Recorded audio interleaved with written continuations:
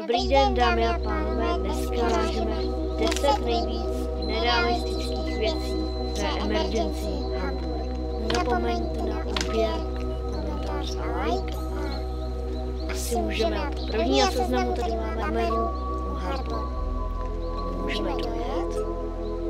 A když dorazíme sem, tak tady je tahle kamera. Což prostě není reálné. Takhle by v životě nikdo neumístil kameru. Policie prostě nemusí vidět všude. A už vůbec ne sem. A na plotě takhle divně kamera. A jako další to máme přímo na místě, to můžeme doletět. Je elektřina, která se napíchává sem, do Harboru. To ještě docela dává smysl. Ale když poletíme po kabelech, tak dorazíme k elektrárně a kde zjistíme, že všechna elektřina v Harboru se generuje z téhle věcičky.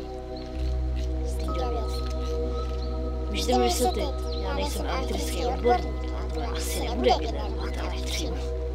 Tohle by spíš mělo posílat dál na placit, ne generovat.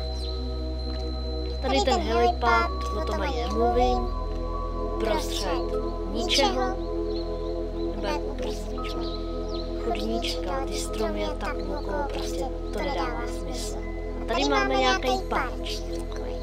A můžete mi někdo vysvětlit, k čemu jsou tady tyhle deštníky, když nejsou nastavení na ty lavičky?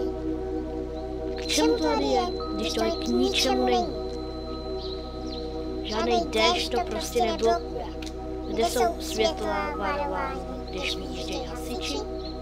Vidí tady někdo? Tohle mají ty varovací světla jako. A já tady nikde teda nevidím. Další, ale opět o nemocnice. Tady ten barák, to samo o sobě je docela realistický, ale to, že se na tom za několik let existence téhle hry nic nezměnilo, už není. A tyhle kontejnery u Harboru, jak je chcete dostat ven? Jak je laskavě dostanete ven, když jsou tady mezi plotem? Jsou tady jako navždy, taky rozbití, jako další. Co to je to? Proč by na takhle odlehlém místě? Jako je tady to hřiště, 2 lavičky, nějaký stánek. Co tady dělá automat? K čemu tady je prostě automat? Když tady stejně nejsou skoro žádný lidi.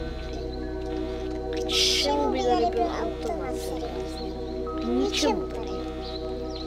A tady nejhorší ze všech podle mě.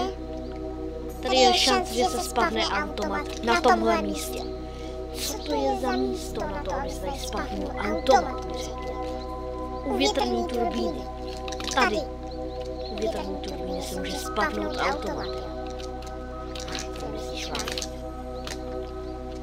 Z toho autoři musí dělat srandu na stýle. A tady nádherné zabezpečení do vstupu do elektrárny. Nádhera. Představ si, že jsem zloděj do tady z vandalismu. Tady to mě určitě zastaví, určitě to nemůžu beskočit, obejít. Můžu se dělat, co chci.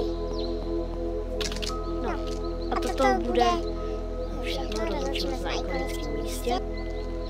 Toto tím pádem bude vše, jinak chci se omluvit za různý komplikace se zvukem, je to ještě jako zkušení, musím to všechno poladit.